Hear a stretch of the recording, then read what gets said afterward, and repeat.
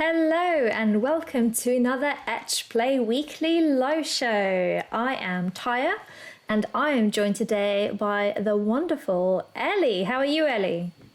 Hi, I'm good. How are you doing? Yeah, super good, super good. I'm feeling very cozy in my nice little jumper when it's freezing cold outside. I'm very jealous of some of my colleagues who are in Spain right now, which Me is too. why, yeah, right.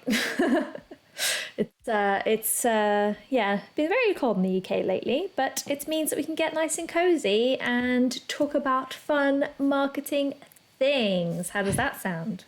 That sounds great to me. I've got my cozy Excellent. jumper on ready too. Yes, cozy jumper, tea, all ready with everything. We're doing things a little bit differently today. I really want to talk to Ellie, so we're going to have our discussion first, and then we're going to get some Among Us gameplay from Adam, not live. He told me to make sure people knew that.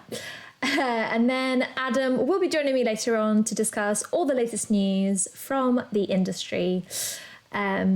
About games and the games industry, and that's kind of the thing we're going to do. But without further ado, I would really like to learn more about TikTok, which is why I've invited my good friend Ellie here today.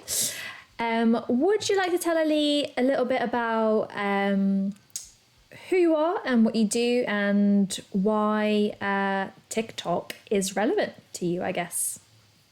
Oh gosh, so many questions at once. Right. I'll start with hi, I'm Ellie. I've been in the games industry for just over a year now, I think. Yeah, something like that. And at the moment, I'm working for a boutique publisher that's called Prismatica. It's a startup publisher, so it only actually launched in February or March of this year. So I got in really early and I'm helping them and their clients with all things social media and community management. Exciting. Very cool. Thank you, Ellie. And how are you finding it? Are you having a good time? It's a lot of fun and I get to work on a lot of exciting games, some of which haven't been announced yet. So Very exciting. Well, don't worry. We won't discuss them here today. So I guess as someone who does social media and community, lots of different social media platforms like TikTok are basically your kind of everyday tools that you use. When would you say is the first time you started using TikTok? Was it in this role? so yeah, first time using TikTok in this role, though I did use it on a personal basis when I was doing arty stuff during lockdown, just trying out TikTok and getting to know it when it first came out. Amazing. And what would you say is what makes TikTok great for marketing and games marketing in particular? Yeah, so the thing about TikTok that really sets it out from the other platforms out there is that every single post you make has a chance to go viral. So TikTok first shows it to about 100 people, and if those 100 people like it, it'll show it to 1,000 people, and if those 1,000 people like it, it'll keep going and going and going and gradually increasing until you're reaching the millions. So yeah, the thing about TikTok is it doesn't matter how many followers you've got. For example, on the Fabula account, we made our first post and it didn't do great. I think we got about 1,000 views. And then the second post we made got 150,000 views. And Wow. that's when we only had 8 followers on the account Wow. Okay. because it shows it to everybody if it's doing well. Yeah. And yeah, that's something that TikTok does that no other platform does. You don't get this sort of organic reach on any of the other platforms. Amazing. See, I never even knew that. So that's quite interesting from my point of view, for sure. Excellent. Yeah, it's good. Good. Very cool. And would you say it's quite good specifically for the games industry? You know, have you seen quite a lot of success from other, both from, I guess, from your experience, but also other game accounts that are getting quite a lot of success from there? Yeah, there's definitely a lot of interest from the games industry. The audience is generally skewed younger, so they have a lot of time for gaming and they're really invested in gaming. And there's some incredible accounts out there, like the Aggro Crab account, like Landfall Games, even Flipfly and NetSpeak Games, and accounts like that are having a lot of success on TikTok right now. Excellent. Well, that's very good. We like to hear about success, which is great. And specifically, what I really wanted to have a chat with you about was trends. You know, how, you know, TikTok is a massive platform with a lot of different people on it, probably one of the most popular social medias right now. You know, there's someone who's trying to do community management, they're trying to do lots of different platforms all at once. It can probably be quite a intimidating place to start going to. I know myself, I don't use TikTok personally, so when I go onto it, sometimes I just get a bit overwhelmed by all these videos scrolling past me. One way that I know people do make it a little easier for us to make that success more likely is by following trends. So could you tell our viewers a little bit about what TikTok trends are and why they're useful as a game marketing tool? Yeah, definitely. So TikTok trends come under, well, there's a few different trends. So there's trends that revolve around a certain sound. So if there's a sound that people are using, or there's a specific filter, or even like dances, if you want to get into that as well. And the best thing about trends is that people are really enjoying them. So they really have a high engagement rate. Like people are replicating them because they're funny and because they want to put their own twist on it, which is why trends are so good, because everyone's just going to interact with them because they're really enjoying it. It's also really good for the games industry and for people who don't have enough time on their hands, because trends are really easy to do and they're really quick to do. They're usually 10 seconds max, and most of the time it's just recording yourself. Obviously, if you're going to do a dance, then it's taking a lot longer, but I don't think anyone in the games industry really wants to start learning TikTok dances. Although if you do, go for it. Cool. And so I think this is Adam in chat who's pretending to be me, is saying TikTok is pure, unfiltered, viral internet culture at like 100 miles per hour, isn't it? Do you think that's probably accurate? Yep, definitely. I think with TikTok, when you first go onto it, it can be a bit like, oh my gosh, what have I gotten myself into? But what I would recommend is spending a couple of days just going through the tag that you want to end up in. So typing indie games into that tag bar and just like every single video, copy all their links, and that will get you onto the indie game side of TikTok. So you're only seeing content that you want to see and not people dancing or cheerleading or whatever else is on the weird sides of TikTok. I'll definitely be going on and liking all the dog videos. That's for sure. That's my plan. Great. So would you say, so obviously you've been doing TikTok trends for a while, you're keeping an eye on them quite a lot. Are there any recent ones that you've particularly been a fan of that are kind of taking the games industry by storm? Well, I'm not sure about the games industry, but there's definitely a couple of trends that I've definitely noticed and I'm really enjoying. For example, there's this guy who's called Roger Cly. I think I'm pronouncing his name right, but I've only seen it on TikTok. So, and it's a really funny trend because it's sort of self-contained to TikTok. Basically, this random guy started recording popular songs, but him singing it. And a trend's evolved from this where people take the version of his song and make a video to that with his video overlaid on their video.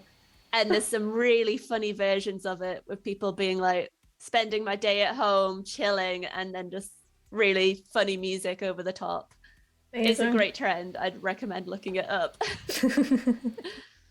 That sounds like fun. Any others? The Fab Five Freddy one is really good. People are getting very creative with that one. It's sort of like the Ched and Chad, so something that's cool, not cool, and then something that's like the cool version of it. And people are using this to show like before their game was finished and now their game now and how things are developing. I saw NetSpeak Games did a really cool one of this where they were just repositioning the way someone says your game looks like Animal Crossing. So the uncool version was people saying your game looks like Animal Crossing. Was so angry Whereas the cool version was saying your game looks like Animal Crossing, but that's a massive compliment and thank you very much. Awesome. And do you think I feel like I'm quite familiar, I guess, with Twitter trends and things like that. Do you think the bite size kind of way that these videos are being consumed, do you think that really lends the way to allowing these trends to kind of grow and that kind of viewership to grow and grow with them? Because it feels like, you know, when it's so easy and it's so quick, it's probably a lot easier to get into someone's head and be like, oh yeah, that's funny or that's relatable, that you don't really get on other platforms, right? I think it's quite similar to, I'm sure you saw that picture of the girl yelling in the guy's ear on Twitter. It was everywhere. Yes. I think it's very similar to that. When you make something that's easy to digest and that's funny and relatable, it's just going to go everywhere. That's very fair. So yeah, those are the tips for the people. We have another question from someone pretending to be me, which I think is Adam. And the question is, how do you find new trends to engage in? And is it just a case of watching the app a lot, or do you have tools or methods to find trending things?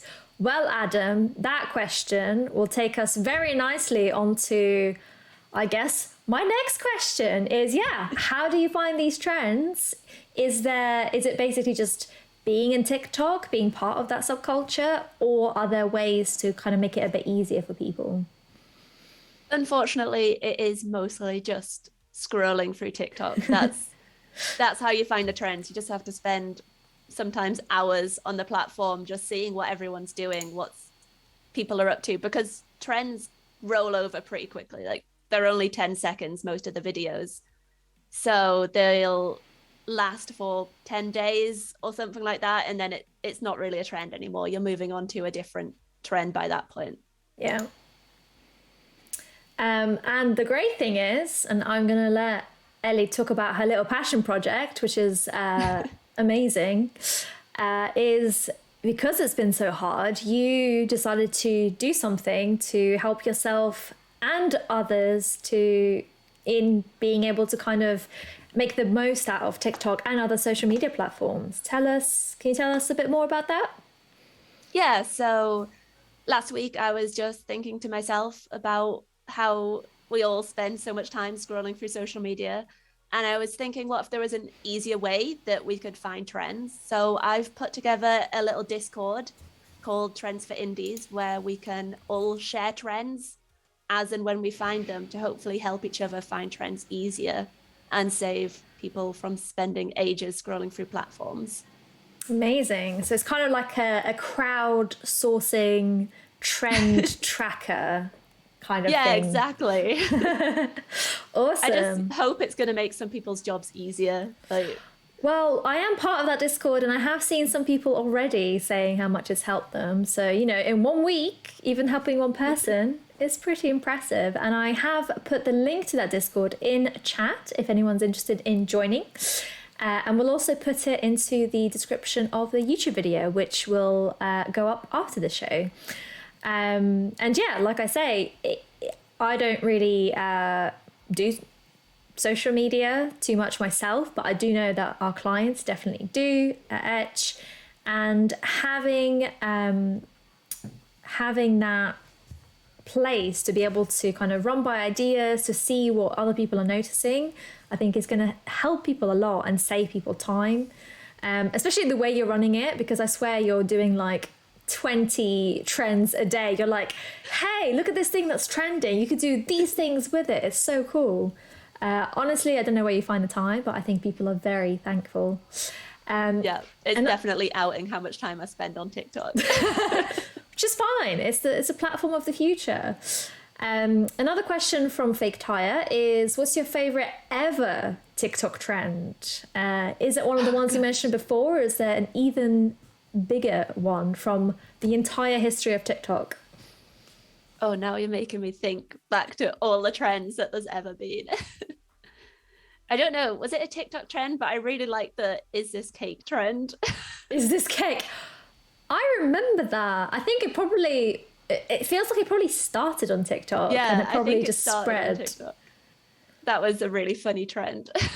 That was an interesting trend. For those of you unfamiliar, the Is It Cake trend is people were making, well, some people were making very realistic looking cakes that looked like other things. And it would like pan into this, I don't know, like car or dog. And then suddenly someone comes along with a knife and starts cutting into it and it turns out to be cake. And people thought that was so funny that they started doing this whole is this cake or not thing where you just don't know if it's cake or not. And sometimes you think it's not cake and it is cake. And sometimes you're like, that has to be a cake. And it's like, it's not a cake, it's a real life dog, which is, I probably explained it very badly, but it was very funny. I'm definitely down with the kids. I think you did a great job. Thank you. Totally with the latest things. Cool. And I guess it'd be quite nice to round off, you know, if someone is starting from scratch in a community role or a social media role in the games industry, particularly with indie games, are there any tips that you would give them for kind of places to look for information, people to follow, tools to use, etc.? Yeah, so I mean, follow my TikTok and my Twitter, join the Discord. That's a great start. In terms of platforms and things to use, I think for indie games, I usually just prioritize Twitter and TikTok. They're the easiest accounts to get your name out there. Mm-hmm. In terms of tools to use, Canva is great. Have a look at CapCut for TikTok. It's really useful for making videos and things on your phone and doing all the cool effects that is actually quite hard to do in the TikTok app itself. TikTok, surprisingly, is very difficult to use despite how popular it is. And in terms of people to follow, Victoria Tran is obviously the queen of community management. Yes. So definitely check her out. I could definitely talk about Victoria Tran at least once a month on this show. So I'm glad we've got our quota in today. Awesome. Well, thank you so much, Ellie, for joining me, for giving us some TikTok trend tips. It's a lot of teas, which is maybe that's what I should call this video. Yeah, great having you in the show. And hopefully we'll have you on another time to talk about some newer TikTok trends. Yeah, lovely. And if you stick around, folks at home, we will be doing watching some Among Us gameplay. There we go. That's the word I'm looking for. By Adam, and then we're gonna have a chat about the latest news. Good to talk to you, Ellie, and see you another time. Thanks for having me. Bye.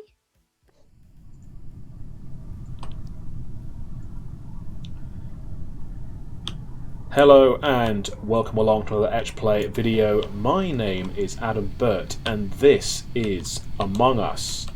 You've probably heard of this game before, but on the off chance that you haven't, this is a kind of fun little space simulator where you've got to fix the ship and do tasks.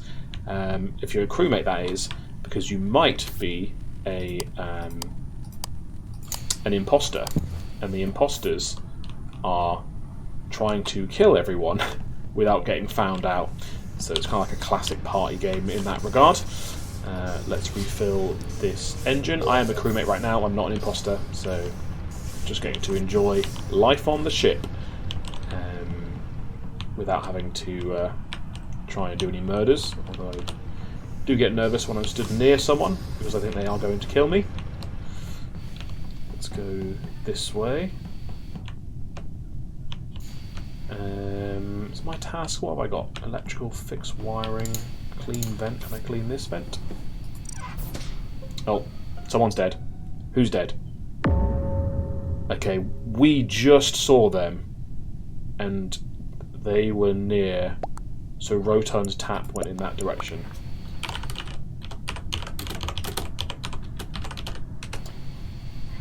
I'm gonna throw him under the bus for sure.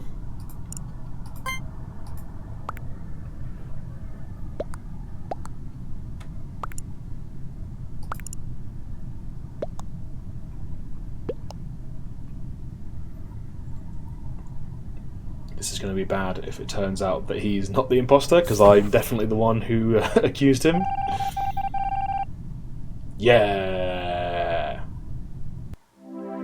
That's victory. This is my first time playing Among Us in a long time, and so there's a lot of new things in here, like XP and beans and all sorts of other things that weren't there in the original version that I played. But it remains a lot of fun, and I know it's still popular out there. You get to customise your dude. In fact, let's go in here right now, because I don't want my angry eyebrows anymore. I'm no longer angry.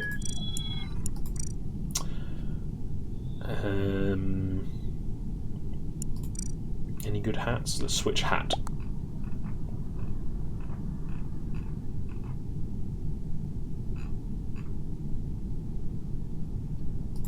Let's go for a nice white top hat, shall we? So yeah, Among Us, obviously, meteoric rise to fame and success after not an entirely successful launch window. Like, it came out and then it wasn't necessarily huge at the time, but it became much bigger, became a bit of a phenomenon really, through Twitch streamers and just general word of mouth.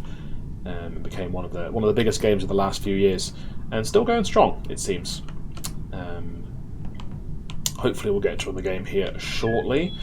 I'll try and assess who we've got in the cast here. We've got quite a big lobby here, which makes it quite difficult. The other thing that's making it difficult is that I have no voice chat here. I'm just doing the text chat. In an ideal world, you would play this with a group of friends and be on Discord or something, and have yourself like a text chat kind of only as a backup and more of a voice chat vibe, which would be good. Yeah. Let's hang out until the next game starts.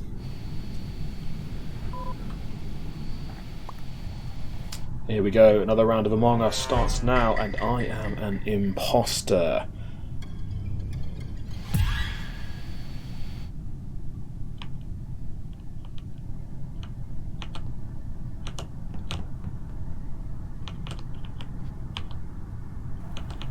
Okay, let's just stand here, pretend we're doing a task.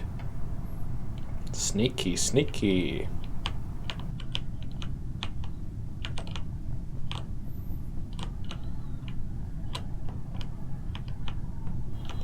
Sneaking around, doing crimes, waiting for someone to murder.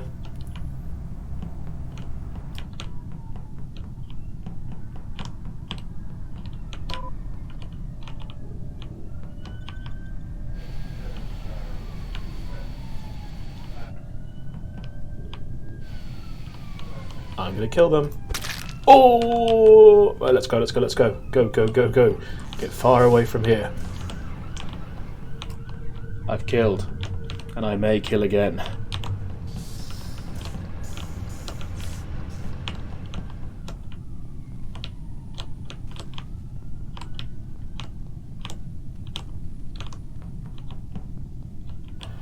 Let's just pretend we're doing this fuel task.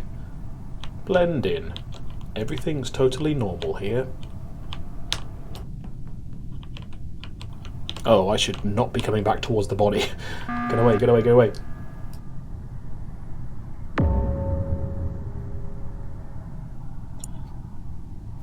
I'm sorry, Pink. This has to be done.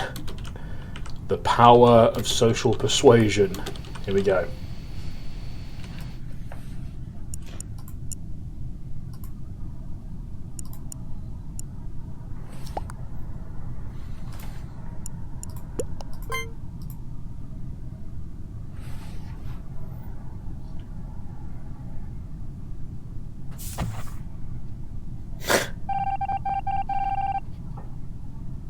Oh dear.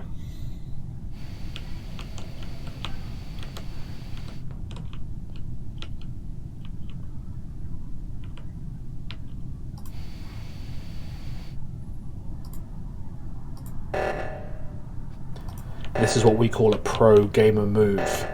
The trap is set.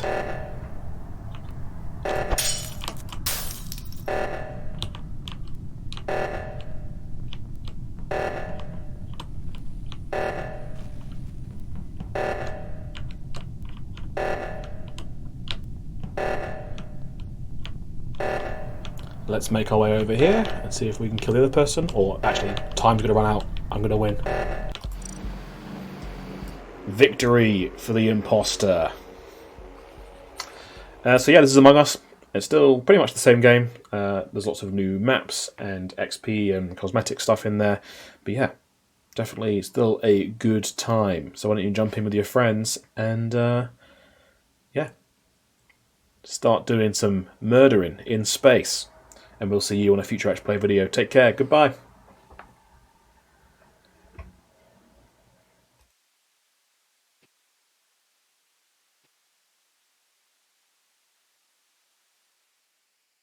And we are back on the show with a guest change. Magic. Welcome, Adam. Hello, how's it going? How are you? I'm alright, I'm good. Good, excellent. Are you ready to talk all about the latest news? Yes, I've got some journalistic reporting for you about all the latest things that have been happening in the wonderful world of games. Lovely. Take it away, pal. What a great intro. Well, our first story is all about E3. And historically, E3 has been one of the most important gaming events in the calendar. If you don't know what it is, it's an expo in LA that brings together all the big names in the industry to showcase their new wares. However, in recent years, they've been having a bit of a tough time of it. Cancellations because of the pandemic, a number of high-profile vendors like Sony choosing to opt out and do their own event separately, not to mention a couple of PR nightmares as well. There was this incident where they accidentally leaked all these journalists' data as well, their personal data, which no one was happy about. In the meantime as well, the Summer Game Fest, which is a loose collection of online live streams, has started to move into in-person events this year and has grown in popularity over these last few years. And I think most of us kind of assumed that E3 was just never going to come back. Summer Game Fest has kind of taken its place, and E3's time appeared to be over. That said, the ESA, who run E3, did say that it would be back, and now we have some details about what they're hoping to put on next year. The new E3, as we're putting it, is being developed with another company called ReedPop, but the physical event will still take place at the LACC, that's the LA Convention Center. It's planned for the Tuesday, June 13th until Friday, June 16th, and there's a bit of a mix of days in terms of like the way they split this event up. So the first 2 days are going to be only for business and press. The third day is a mix of both business and consumers kind of mingling together, and the fourth day is purely for consumers. The team behind it are kind of promising that the business parts of the event will be much quieter, more comfortable, and kind of offer better areas to connect and network, which I think will be appealing to a lot of people who maybe miss E3 and want to go to an in-person event. But there's still no word on which game companies will attend. Based on recent years, Microsoft would probably say yes, they like to go everywhere. Sony likely to be a no unless they change their mind or could be enticed back into it. And Nintendo could go either way. Who knows with them? They've always got their own strategy. They're playing 4D chess against themselves in their mind. They could be there, could be not. And yeah, I mean, this is the plans they've announced. I mean, some people are still not sure. Is this going to go ahead? Are they going to cancel it before it actually turns up? Like, I guess it depends on how much uptake they get from these companies. What do you think, Ty? Will it go ahead and will it be a success? I think, like you say, it really does depend on so many factors. Are they going to get the people on the floor? Are they going to be able to kind of, who knows what's going to happen with COVID in the next, 6 months to 9 months? I'm not sure, can't do maths in my head very quickly. But I think people definitely would be interested in going to in-person events again. They are starting to see a lot more success as we're going further and further from the COVID, which people are like, yeah, when COVID was a thing, it's still a thing, by the way, spoiler warning. So hopefully will be a success. It's always like a great event that people can go to, a really good marketing beat for people as well. I have some kind of slight personal stake in being very excited that E3 is happening because it always happens around my birthday, and in fact it is also happening next year on my birthday. They're arranging it specifically for you. It's actually a big surprise party for you. Yes, I'm so excited. But Microsoft will be there. It's so great. It's just great to kind of take some time off around my birthday and see what new games are coming out. Fingers crossed Dragon Age 4, let's get some news, but I guess we'll see. Yeah, I mean, the first step is, will EA even turn up? Well, So let's see how they get in terms of getting people on board. Next up, we're talking about Netflix, and Netflix have announced they're setting up their own video game studio, essentially ramping up their efforts to establish themselves in the gaming industry. It's going to be based in Helsinki in Finland, and former Zynga and Electronic Arts executive Marco Lastica will lead the team. You might remember that Netflix have previously purchased devs such as Oxenfree developer Night School Studio. This is the first time they've created their own game studio from scratch. And thus far, it's worth saying, all Netflix's gaming efforts have been focused on mobile devices, and it sounds like that's probably going to continue to be the case based on these kind of hires, like Zynga, like you're thinking mobile device games here potentially.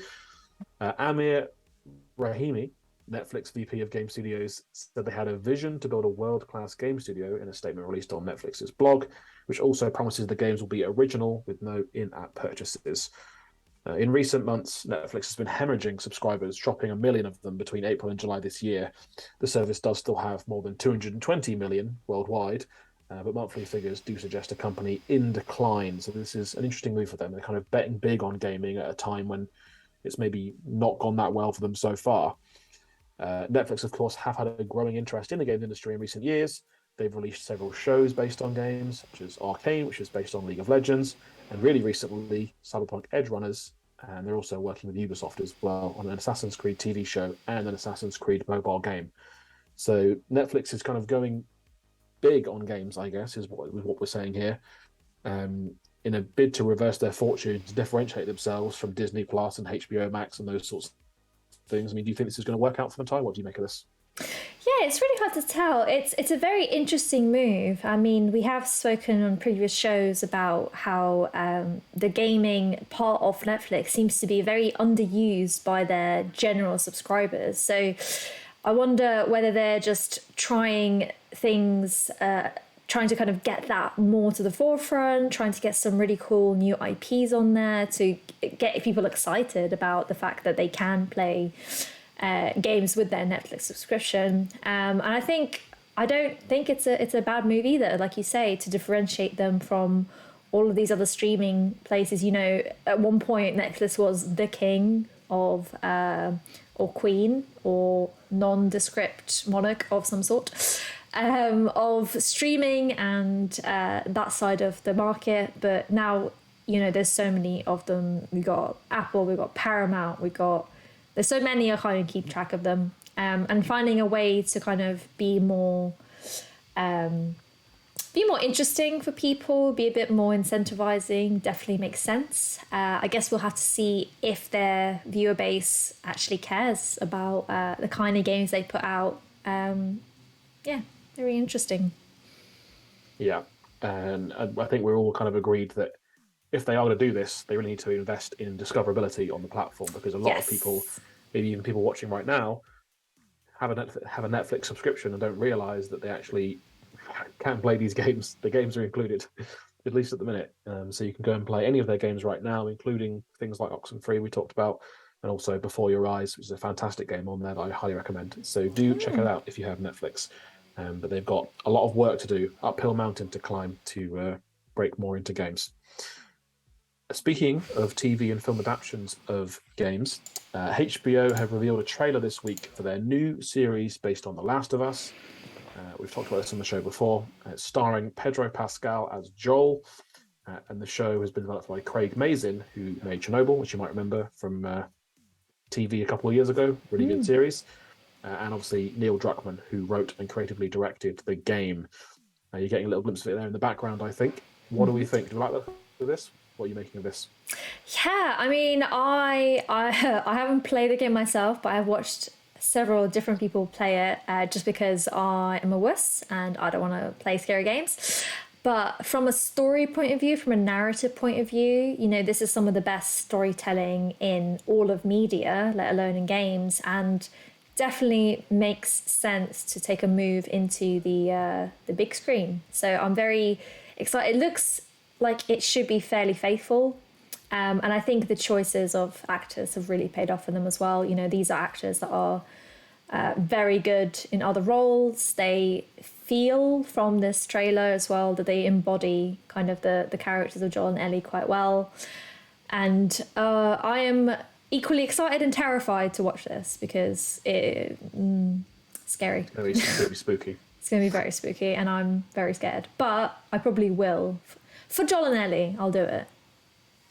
We have, of course, spoken at length on the show about adaptions in recent months and years even. There's a lot of them on the slate at the minute. Netflix working on BioShock.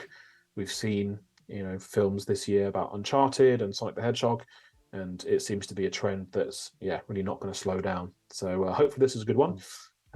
Like I say, HBO is that kind of prestigious channel, isn't it? So they've put a lot of money into it. They've hired good talent behind and in front of the camera. So fingers crossed that it pays off and we get a great show out of it. That's the end of our news. But obviously, if you do like news, if you like reading things that are happening in the world of games, or just our opinions on things that are happening in the world of games, then you check out our weekly roundup, which we post every Friday on the Etch Play blog. That's at etchuk.com/play every Friday, and there'll be one tomorrow as well.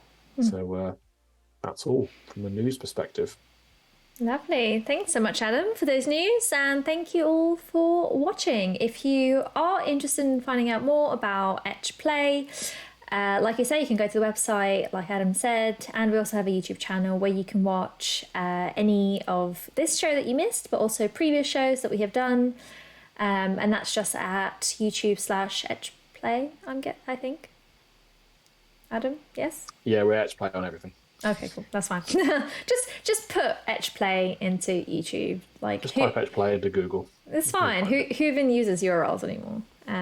But yes, this has been Tyre and Adam and Ellie, and we have been Etch Play, apart from Ellie, who was from Prismatica. And thank you so much for watching.